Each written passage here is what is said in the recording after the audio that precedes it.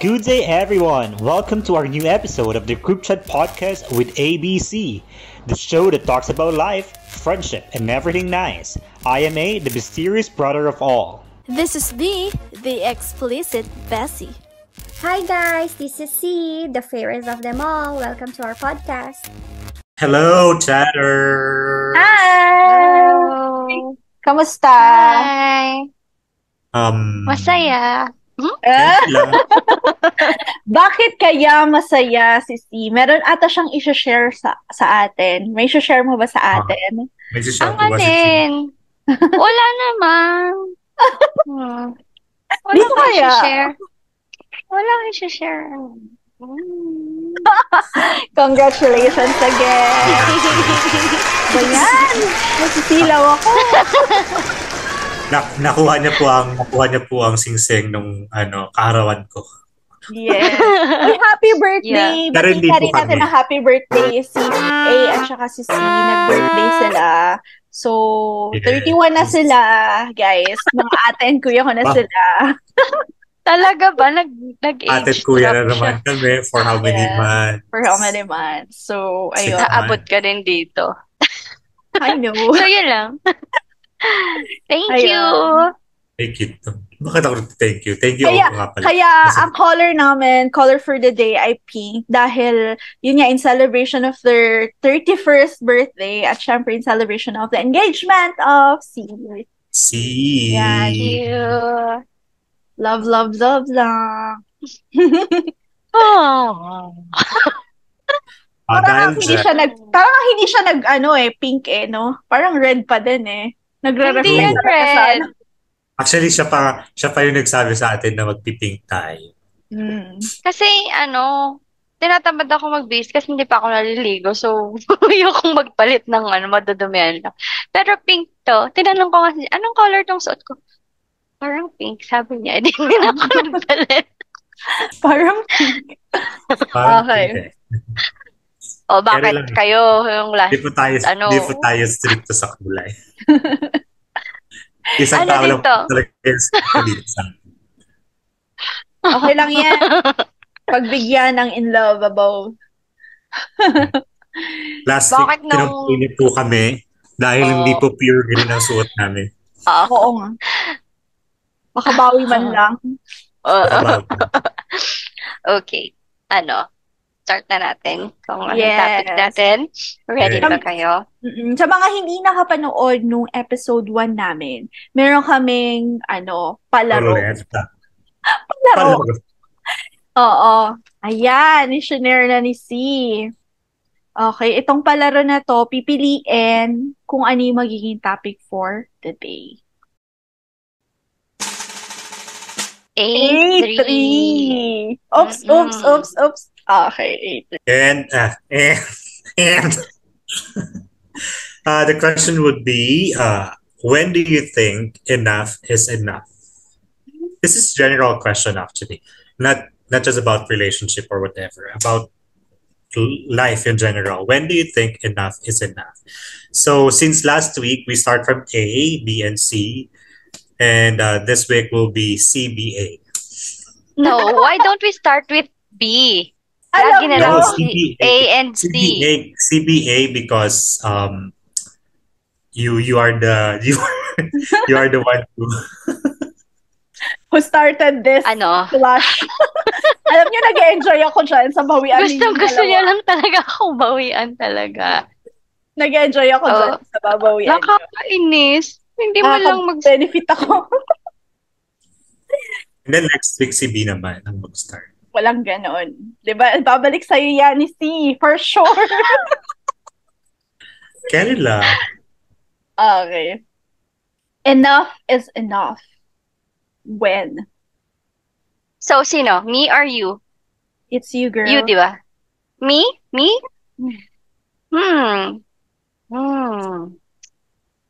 Sige. So, general siya, no? So, sa lahat. Pwede ka naman mag-specify as love kung gusto mo yung sa love mo. Ayoko. masayang love life ko, kaya ayokong Nox. pag-usapan. Di ba? No. Tapos na ako sa enough is enough sa mga past. So, ayoko nang pag-usapan yon. So, siguro sa ano na lang. Sa family. Oo. Sige, ikaw na ako. Nag-iisip na ako. In general, maybe siguro sa ano tayo, sa material possession. Wow. Oo, siguro doon na lang ako mag-focus sa material things na, yeah. Ako kasi, para sa akin, nung bata pa lang ako, hindi man buong family, pero alam ko noon, financially, medyo may konti kaming kaya dahil nga, syempre, ano kami, um, sustentado nga, di ba? So, yun. So, parang pag may gusto ako, kunyari, ganito, ganyan, nabibili sa akin, ganyan. Tapos, yun. So, siguro para sa akin, ngayong tumanda ako, marami pa rin ako mga gustong bagay pagka nakakita ko mga damit, shoes, ganyan. Pero pag alam kong medyo gipit ka na talaga, pag alam mong sasabi mo deserve mo kahit may konti kang cash, ganyan. Pero parang enough na. Parang alam mo na sa sarili mo na enough na muna kasi parang kahit na hindi siya need, want mo lang siya. Dapat na-realize mo sa sarili mo na gusto ko nga yun eh. Parang sasaya nga ako sa ganitong bagay eh, di ba? Pero pagka pinag-isipan mo siya ng 2 beses, pinag-isipan mo ng mabuti, kahit talaga gusto mo yung isang bagay, pagka alam mong enough is enough, lalo na tight ka rin sa mga budget, minsan talaga kailangan mong i-sacrifice yun. So para sa akin, ang enough is enough sa material possession is um, malaking din yun, malaking sacrifice. Kasi 'di ba, lahat naman tayo may mga gustong bagay, 'di ba? Parang may gusto kahit alam natin kaya nating bilhin, kahit sobrang mura lang ng mga gamit na yan kasi gusto mo nga sasaya ka. Pero kailangan mo i-sacrifice enough na muna. Yan, para sa akin, ganun. Hindi ko alam kung paano ko pa i-expand, pero feel ko gets nyo naman. Gets nyo naman, di ba? I mean, Naiintindihan na. oo. Kasi may mga bagay talaga, kahit sobrang wala pang 100 pesos yan, na gusto mo, or kahit food, di ba?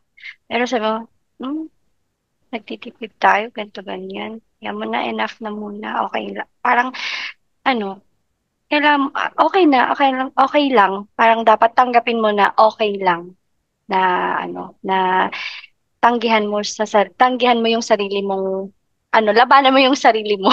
Parang kailangan mo Kontrolin. labanan. Oo, Kontrolin mo ganon. yun sa'yo. So yun. Okay. Yun lang. Yun lang naman sa akin lately dahil nga alam ko financially medyo talaga ako sa financial. Tas madami akong gusto. But enough is enough in my own way na kaya kong i-sacrifice. Kahit sobrang liit na halaga ng gagastusin mo, parang no, still enough. Enough muna. Kumbaga para sa iyo priorities, you should know your priorities when it comes to material things. Yeah. Yeah. Yun agad una ko naisip dahil madami akong enough muna.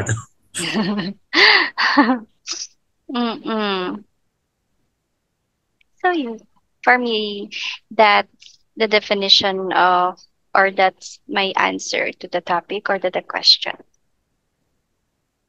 Dahil yun ang una kong pumasok sa isip ko at inuna mo ko. At general pa yung tanong, sana specific, mas madali. Pero, ayan. Yun lang. For me naman, since it's general, ang naiisip ko dito is limiting everything enough is enough, diba? Yung limiting everything, masasabi mo na enough is enough. Okay, simulan natin when I was younger. Kung kailang, tama ba yung question is, when do I say enough is enough? When do you think? Do you think? When do you think? Okay. So, mali pala yung iniisip ko. So, when do I think? Okay. That's mali din yung explanation mo. Hindi. O, hindi mali yung explanation niya, ha? Hindi mali yung explanation niya. Actually, that's... sorry, pasensya. Okay. Going back. Okay. So, when do I think that as enough is enough? So, when I was younger, ang naiisip ko talaga na parang enough is enough na pagbigyan mo yung mga tao. Enough is enough pag magfo-forgive. Enough is enough kapag pag may pakiusap sila sa'yo. Yung gano'n. Nung bata-bata pa ako, bata pa ako, pero mga bata pa, gano'n. Mga ilang years ago na yun. Ilang centuries. Ilang, Sabi natin, 5 years ago. 5 years and below ago. 5 years and below? Mali yung statement ko. Basta 5 years ago and beyond. Mga 25 ka, gano'n. Basta, and, nung mga, mga 1 year old to 25 years old, baka gano'n. Patulong mo specific at para matahimik na kayo. I can say... Ginugulo siya para hindi makalimutan na yung... Hindi, okay lang na ako, pag nag-enough is enough ako, masasabi ko. Kasi, inaano ko siya ng parang, 2 beses ko lang tong pagbibigyan na tao na to. Parang ganon. Parang inaano ko siya sa measurement or count, parang ganon.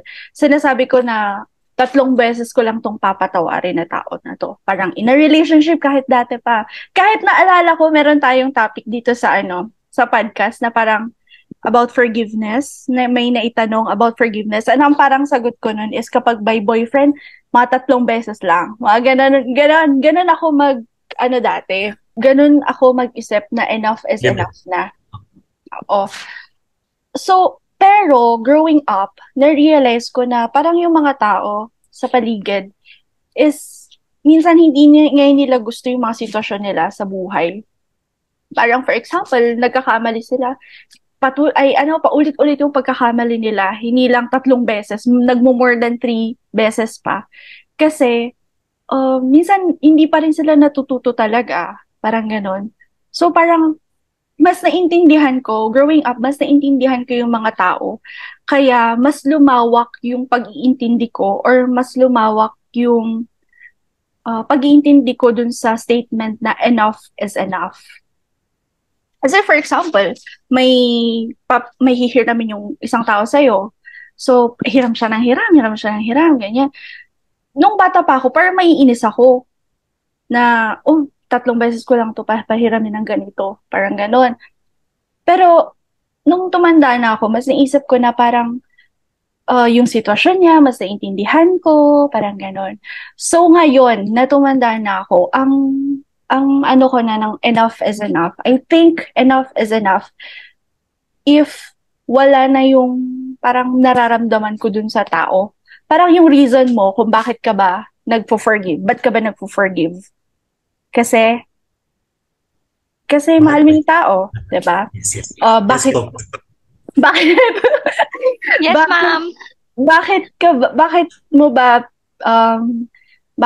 ka ba nagpapahiram or nagbibigay ng favor sa isang tao? Minsan dahil mahal mo, minsan naaawa ka. Ganon. So, nung tumanda na ako, parang na-realize ko or nagsimula na akong sasabihin ko na kapag nawala na yung feelings ko na sa tao na to, I think that is enough is enough. Ganun na ako magsabi ng enough is enough. Kapag patawad ka ng patawad, hindi ko na siya mahal. So, enough na eh. Tama na yung patawad. Wala na ako nararamdaman sa kanya eh. Hindi ko na siya pagbibigyan muli kasi hindi na ako naaawa sa kanya. Hindi na ako magpapahiram, hindi na ako magbibigay ng favor kasi hindi na ako naaawa. So, enough na. So, yun. Ngayon, ganun na ako ngayon. Yeah, I got your point. Congratulations. Nalagpasan mo yung mga pagsubok sa buhay mong ganyan. Na At mas naintindihan ko na yung mga tao, nag-matured in a way, diba? Kasi parang kung sasabihin mo na, 3 beses ko lang ito papatawarin, hindi mo masyadong naiintindihan yung sitwasyon ng tao eh. Parang iniintindi mo lang yung, ay, parang nakakuha na to masyado sa akin, enough na to. Parang ganun. So, mas naging matured tayo, thankfully, ganyan. So, tingnan naman natin kung nag-mature din yung si A, diba? Sa kanya kasagutan. Maraming salamat sa mga shares nyo. Doon na po nagtatapos. And then for me, in general, enough is enough. Gaya nga sabi ng A and B kanina, enough is enough pag hindi mo na kaya. Ikaw si A.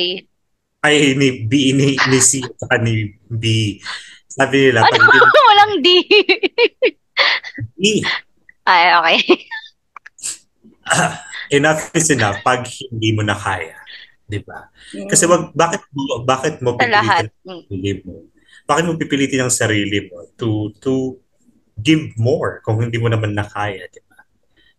And the number one rule in life is you should love yourself first before you can love others. If the love is not enough,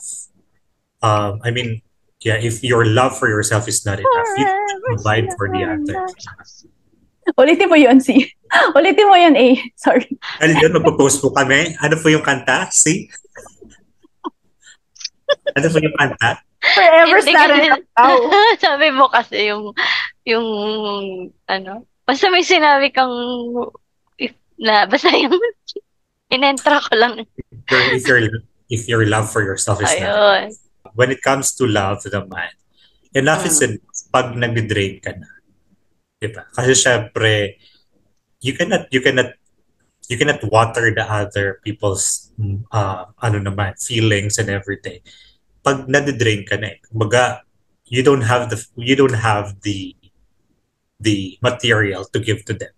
So you don't have the watering can already. Hindi mo na madidiligan pa ng basta may explanation yan pero ganun yun na yun. Been there, done that. Sana sinabi mo kanina nung part. Sorry na. Hindi kasi ayoko nga sa love. So yun. Ako kasi, based from my experience, I've been in a relationship din naman before. And yung sa pinaka-first kong partner, alam niyo naman yung kwento nun, di ba? Na 3 years, for 3 years, nag-move on.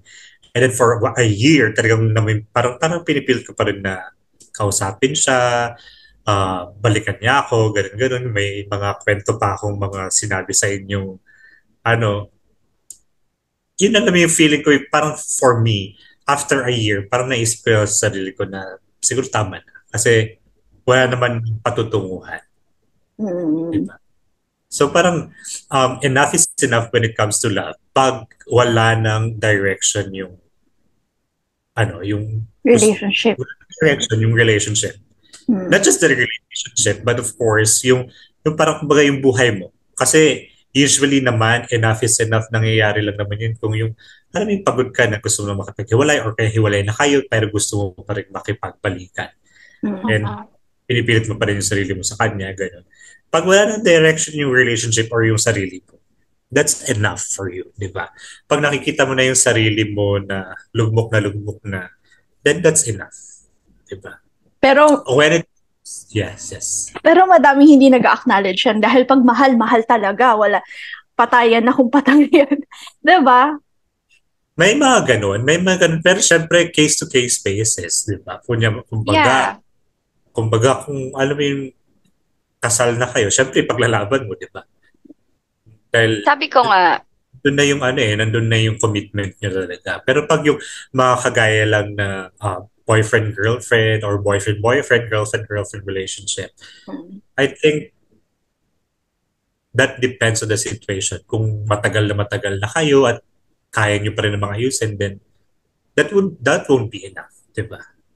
I mean, but sabi ko nga, parang example, kahit mahal na mahal mo, meron din talagang darating yung turning point na pag may mga nauulit-ulit na mga bagay-bagay na nakaka-drain, darating ka din sa point na talagang enough.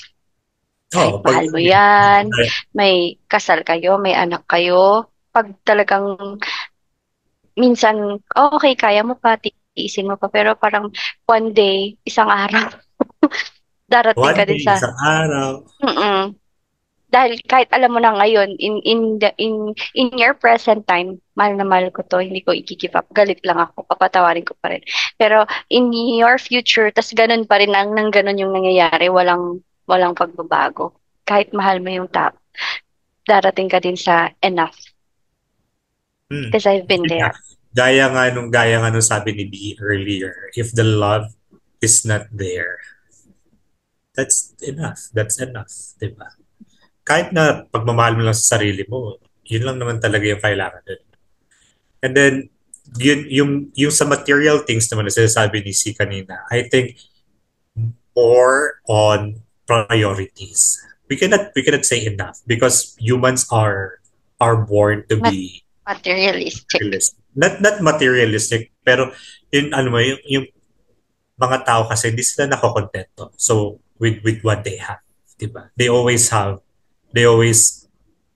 are always eager to have more than what they are having. We are not satisfied with the things around us. So yeah. That's why we should learn how to that enough is enough also.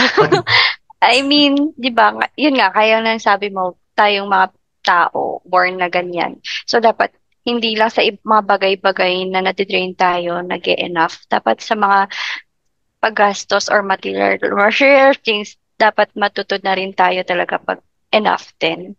Though, nga, nature natin, but, if it's not really good, pag mga bagay na alam mo namang hindi mo siya kailangan ng sobra in that moment, maybe enough muna, di ba? Kahit sa mabilis na panahon lang, di ba? Priorities in life, di ba? Listening to you, and I want to listen more. Go. Alam mo naman may sasabihin. Ibang topic na yung sasabihin kong next time. Baka may gusto kang sabihin dun sa hindi, upon listening to the both of upon listening to the both of you, parang napagtanto ko lang na yung pagsasabi natin ng enough is enough. Syempre, we have our different ways, right? But parang naisip ko lang na it's all about yung kung ano lang iaalaw mo sa sarili mo, parang ganon. Kasi parang si A, yes, kung ano iaalaw niya sa sarili niya na parang, enough na to kasi naibigay ko na lahat, wala nang matitira sa akin, parang ganon. Yung kay C naman, enough na to kasi alam ko kung ano lang yung kailangan ko, kung ano lang yung dapat na meron sa akin. So, enough na yun. Yun lang naman. Yung upon listening. Sa'yo? Yung sa akin naman, kung ano yung iaalaw ko na masabi ko at peace ako. Oo, na ma-consume sa akin na masabi ko at peace ako sa sarili ko. Parang gano'n na, hindi naman na to relevant na tao sa akin. Bakit pa ako magsasayang ng papa-apekto? Parang gano'n. Yeah. Yes. And yun nga, gaya nga ng sabi ko kanina, when it comes to family naman, parang nasanay na kasi tayo mga Pilipino sa ganun na mindset. Or na once na may trabaho ka na or kaya tumanda ka na, ganun, you have to give back to your family. For me kasi, that's not true. It's like we didn't force our parents. We didn't force them to be yun, para mapanganak din sa mundo. hindi mo na alam yung English. No, hindi mo natin pinili to be born. So, di ba? So parang it's not a good thing for the parents to isumbat pag tumanda ka na binuhay ka namin. In the first place, responsibility nila, di ba? Yes, that's the point. Kaya for me, when it comes to family, enough is enough. When it comes to financial naman is kung ano yung may bibigay mo, you have to limit. Yun nga, di ba? Yun yung lagi natin sinasabi. kung ano lang yung limitations mo, hanggang doon na. Wag mong ugaliin na magpaka-drain sa mga bagay-bagay sa mundo. Kasi at the end of the day, sarili mo lang din naman tutulong sa sarili mo. Diba? Yes, that's true. At saka yung pag-give back natin yun, natin, dapat kusa. 'Di ba? Yes, Kasi parang kusa. super grateful lang tayo sa kanila, kaya kung ano man yung blessings na na-receive natin, gusto lang din naman nating i-share sa kanila.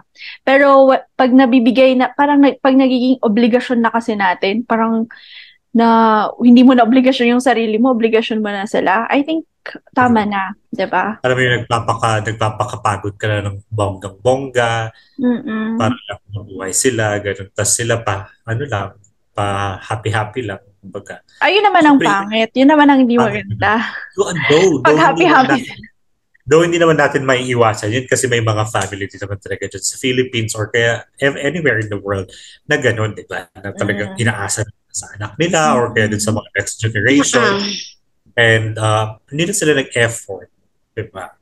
And I'm really thankful that I was not part of that kind of family na alam mo yung inaasa na lahat sa isang tao lang, di ba? Na Yes. meron pa nga yung mga nakikita ko sa social media, yung mga nanay. Kasi syempre parang sumikat na yung anak nila, parang gano'n. Naging social media influencers, mga gano'n. Syempre kumikita na ng pera. Tapos yung mga nanay, parang hindi man lang yung nagbibigay dito. Parang, talaga ba? Obligasyon. Parang gano'n. Ginagawa ng obligasyon. Tapos yun, parang nasisira tuloy yung image nung influencer na Yes. ang thinking din naman, ang mindset din naman ng mga ibang tao na parang, hindi nagbibigay sa pamilya, uy, hindi niya obligasyon yun. 'Di ba? Parang si Sarah G, di ba? Parang hindi siya, tawag dito? Basta may issue na ganun, di ba? Nung sikat siya, yung mama niya yung nag-handle. Ngayon, yung parang mag-aasawa na siya, parang nagtatampo pa sila kasi ang gusto nila, sila pa din yung obligahin. Parang ganun ata yun. Sarah G yun, di ba? Yung parents niya ba? Parang Mother. ayaw pa siyang, Ayaw hindi siya ako sure. ipakasal. Oo, ayaw pa siyang i-let go Parang feeling or ko ayaw siyang nila kay ipakasal. Matthew. Sino ba yun? Ayaw Matthew siyang pala. ipakasal kasi yung responsibilities pa niya. Kumbaga, Parang, I think pinag-aaral pa niya yung mga kapatid niya.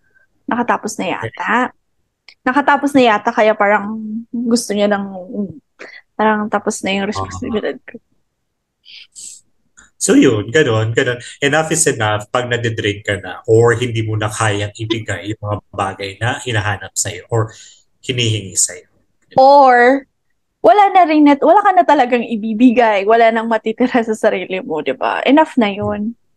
You really have to prioritize yourself in any aspect in life. Naisip ko lang na, syempre habang nag-iisip tayo ng enough is enough, parang ito ang dali niyang sabihin na, ito, enough na to para sa akin, enough na to yan, A para sa'yo, enough na yun kay C, ganun. Pero, realistically speaking, parang paano ba talaga masasabi kapag nasa isang sitwasyon ka na, paano ba talaga, 'di ba? It's so parang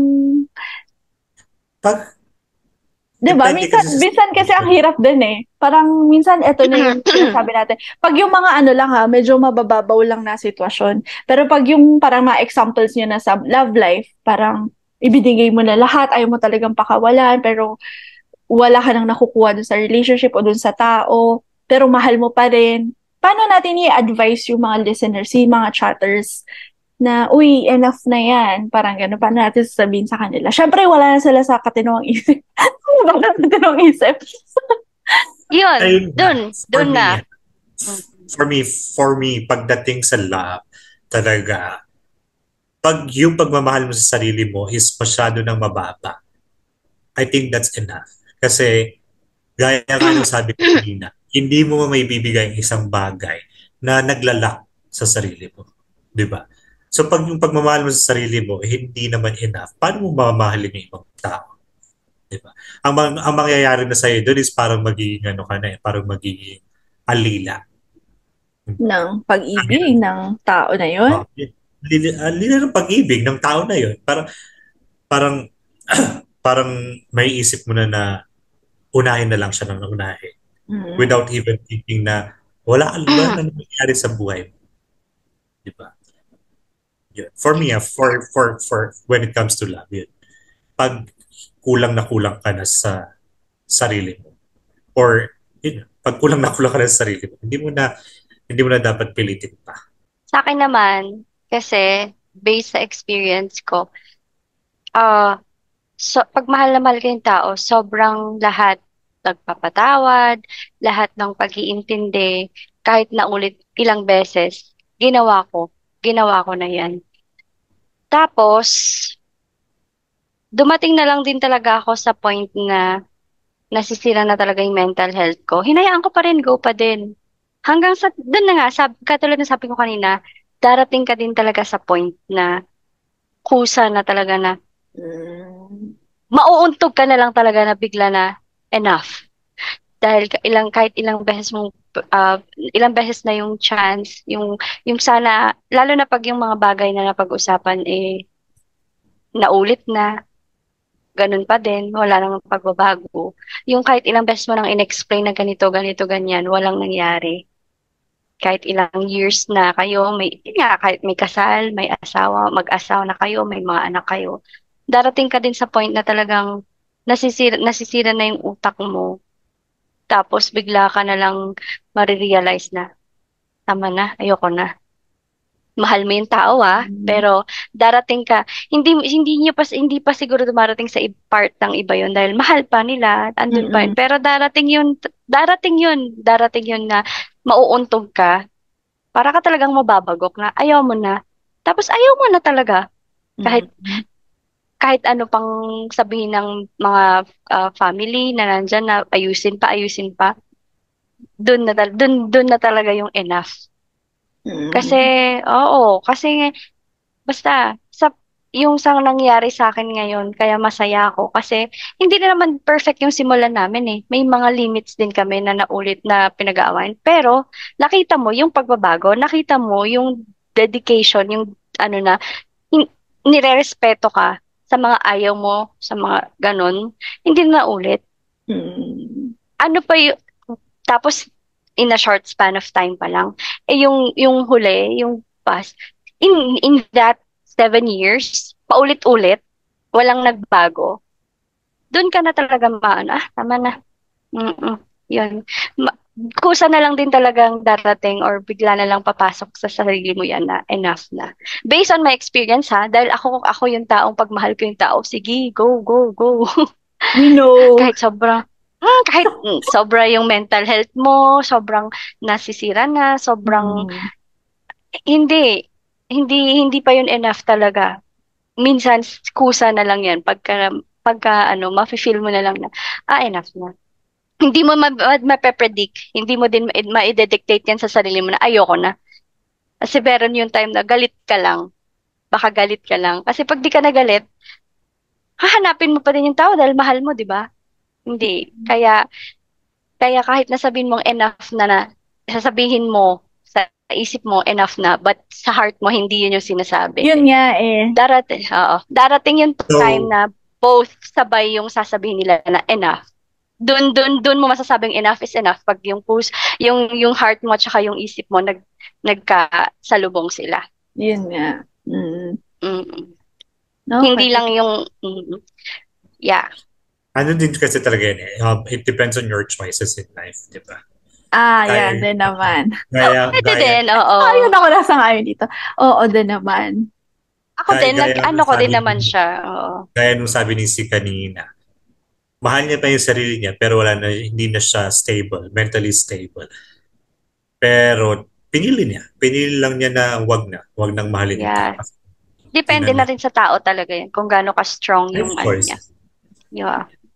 Yes. Tama. How about B? Ano masasabi mo dyan? Hindi, actually sumang-ayon ako kasi may mga tao nga na pinipili nila yung emotions na lang mag-decide para sa kanila. Tapos meron naman yung mga tao na iniisip nila, nag-isip sila in a logical, rational way on how to handle these things. On how they set their limitations by saying enough is enough. Parang ganon.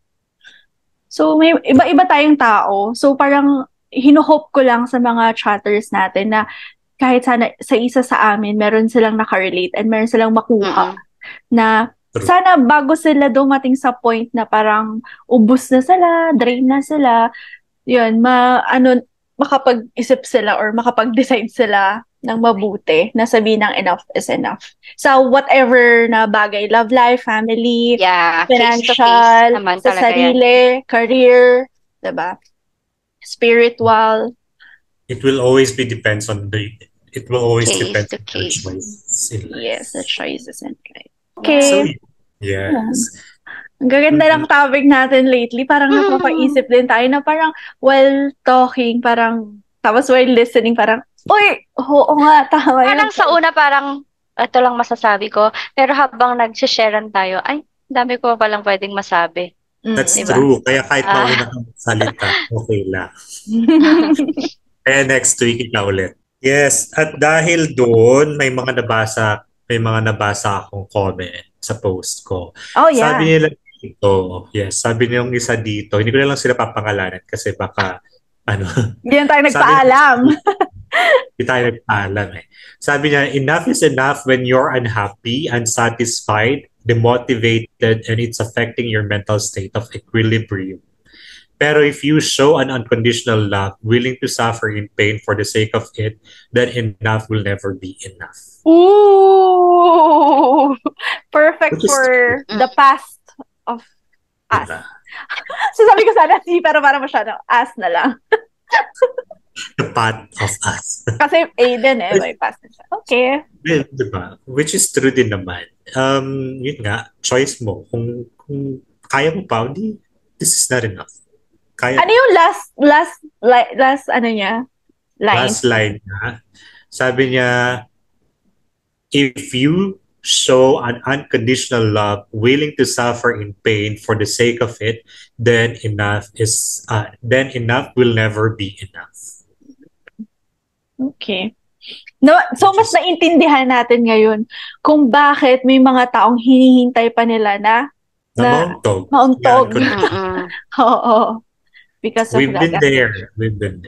At nakakahanga din naman yung mga tao na yun. Talaga nga naman ang unconditional love talaga. Napili nila tayo. Pero, ang advice ko, magbigay ka muna ng unconditional love sa sarili mo. I think that would be that's a better choice in life. Sa akin lang naman. And then, next is enough is enough when it's beyond your needs and capabilities. Ah, yes. Exactly what C's point is. Yeah.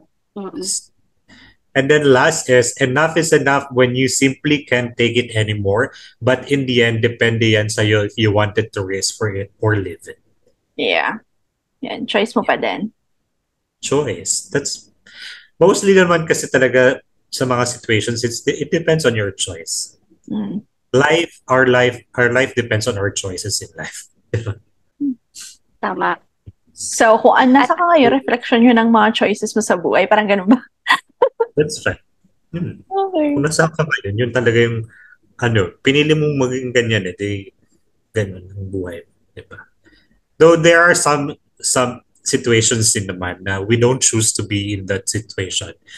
But, nakakos nung paligid natin. Diba? Mga circumstances na hindi naman natin control. Exactly. Meron pa? Yun lang. Yun lang yan. Okay. Thank you so much for the inputs, chatters. Yes, thank you so much for that. Comments. So yun. So I guess at the end of the day, it would be nice. At the end of the day, it's really, it will be nice. It's really our life choices. Yun po talaga yung sukatan ng enough is enough. Yung choices mo sa Yeah. Okay. And to end this, syempre magandang i-end ang ating podcast ng mga quotes. At dahil dyan, mauna na ako. So, sabi ni, tawag dito, basta, nagsabi. Sabi niya, there is a difference between giving up and when you had enough. Oh. So, para sa akin, nag-give up ka lang dahil ayaw mo na. Sige, parang sabi natin sa relationship. Give up ka na kasi nag-isang kamali lang. You give up na. 'Di ba? Parang ayoko na, nakaka-turn off. 'Di ba? Parang ganon. Pero, May kilala akong ganun, ayoko na. oo nga eh. Ayoko na, nakaka-turn off. Ganito siya, sabi yung ganon. 'Di ba? Parang nag-give up ka na kaagad. Iba Pero hindi yung, siya nag-give up Hindi siya nag-give up. bakit defensive ka masyado? Ano ka lang. Hindi. So, dahil nga yun, yung giving up para sa akin, kunyari may nakita ka lang or isang bagay na nangyari, o gumive up ka na. Hindi ka na nag-give ng chance. Ngayon, you'd had enough when you had a lot of chances and then nothing changed. So, that's enough. Para sa akin yun na yun. Diba? Parang gusto ko tagalugin yun, yung quote niya. Parang kumbaga sa atin, kung sa atin lang. Gusto ko pa, pero tama na. Parang gano'n, diba? Sumuko ka na. Diba? Which is good. Gusto ko pa, mahal pa kita, pero tama na. Mm-mm. Kasi wala na eh. Ang sakit Na ako eh. Ang sakit na eh. Ano ba? Tingnan mo, ang best friend mo. Okay. Yung Tagalog nun, yung sa enough lang yun, di ba? Parang gusto ko pa, pero tama na. That's when you had enough. Paano yung sumuko na? Kasi napapaligiran ka na namin. Joke lang. Okay, yun na sa akin. There's a difference between giving up and when you had enough. Enough. Okay. That's nice. Ako naman, learning when enough is the discipline of a lifetime. Sabi nga kasi minsan yung emotions natin, inuuna natin, di ba? Kahit na wala na tayong bibigay, pero kasi mahal pa natin eh. Pero dahil alam mo sa sarili mo na wala ka na ibibigay, na tama na, parang ganon. Na parang turuan mo yung sarili mo na mahalin mo yung sarili mo more than the whatever it is, whoever it is. Ganon. And mahirap yun. Kailangan ng sobrang disiplina nun. Kahit tulad ng sinabi, yung last words ni Bash kanina, sabi niya, yung mga choices natin sa buhay, kung ano man tayo ngayon, yung choices natin sa buhay, it's because also the disciplina ini-impose natin sa sarili natin. With the limitations din. Ganun. So, I think that's enough. So, ikaw naman. Okay. Sa akin naman, from my friend, Joanne Didion. Pero Joanne. Si Joanne. Seatmate kayo dati. Pinost kasi ito ni Decodian Booster. So, ipopost namin yung Instagram na dito para... yes! Okay, there. Oo, dyan sa baba mo, oo. Tapos sa baba ko, yung friend ni Koto dyan. Si All Things, yes. Oo, si All Things Hub. Yung friend niya. Marami din talaga kayo maaaral din. Mga friends ko yun lahat. Wala, ang friendly mo pala. Okay. So yun. Sabi nga dito ni Joanne Didion, the willingness to accept responsibility for one's own life is the source from which self-respect springs. So yun nga yung sinasabi ko kanina, na pag wala ka ng respeto sa sarili mo, I think that's enough. Diba? Kasi at the end of the day, ikaw nga lang tutulong sa sarili mo. Kahit anong sabihin ng ibang tao, kahit anong gawin ng ibang tao, kung sa sarili mo, ayaw mong gawin yun, hindi magiging enough yung situation. I mean, yung nangyayari, hindi yun magiging enough for you. Diba? So yun. Yun yung explanation ko. Okay. Nice. So yun, pag may mga gusto pa kayo talagang mabasa, mga quotes, gano'n, i-follow nyo lang po yun sa Instagram, the Quotidian Booster at saka All Things Hub. Magaling Ang galing. Instagram and Facebook. Instagram and Regular ang posting. Yeah. Okay. Makaka-relate po kayo sa kanila. Ay, Last week po kasi nakalimutan lang po namin silang itag kasi hindi po sila nagbayad.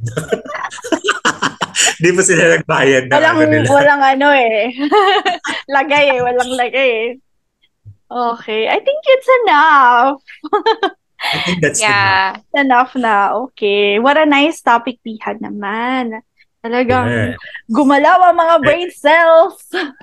Na-excite ako sa next topic natin. Me too. Na-excite ako sa next topic natin next week. Ano to? Si IA3? So, parang hindi ko na isasama sa roulette. A3. A3 na. Remove A3. Okay. Hanggang sa susunod. Hello. Bye-bye, chatters. Next Thank you, week. chatters. Thank Bye you po. so See you every much. Friday here at The group chat. Podcast. Wow. Smooth. Bye-bye. Bye. Bye. And that's a wrap. Thank you for listening to our latest episode here in the Group Chat Podcast with ABC. We would be happy to be connected with you guys. Please subscribe and follow us to our channels. For Spotify, the Group Chat. For YouTube, the Group Chat with ABC. For Facebook, the Group Chat. Thank you so much, guys. Join us again on our next episode this coming Friday. Bye-bye.